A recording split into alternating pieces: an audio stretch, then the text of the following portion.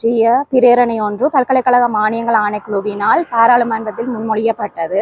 இதன் அடிப்படையில் பல்கலைக்கழக மானியங்கள் ஆணைக்குழுவினால் டிசம்பர் 3ஆம் தேதி அனைத்து பல்கலைக்கழகத்திற்கும் கடிதம் ஒன்று அனுப்பி வைக்கப்பட்டிருந்தது.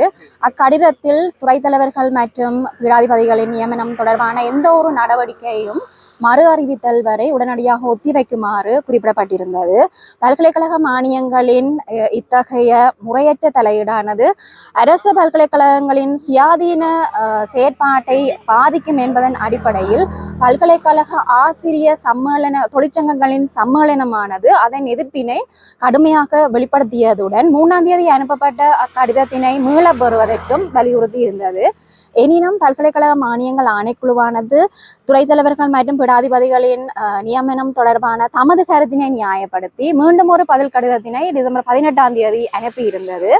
இதன் அடிப்படையில் பல்கலைக்கழக ஆசிரியர் தொழிற்சங்கங்களின் சம்மேளனத்தினால் பல்கலைக்கழக மானியங்கள் ஆணைக்குழுவிற்கு முன்வைக்கப்பட்ட கோரிக்கைகள் தொடர்பான எந்த ஒரு சாதகமான முடிவும் எட்டப்படாத நிலையில் பல்கலைக்கழக ஆசிரியர் தொழிற்சங்கங்களின் சம்மேளனமானது அவ்விரு கடிதங்களை மீளப்பெற வலியுறுத்தி இன்றைய தினம் ஒரு அடையாள பணிப்பகிஷ்கரிப்பு ஒன்றினை நடாத்துவதற்கு தீர்மானித்திருந்தது.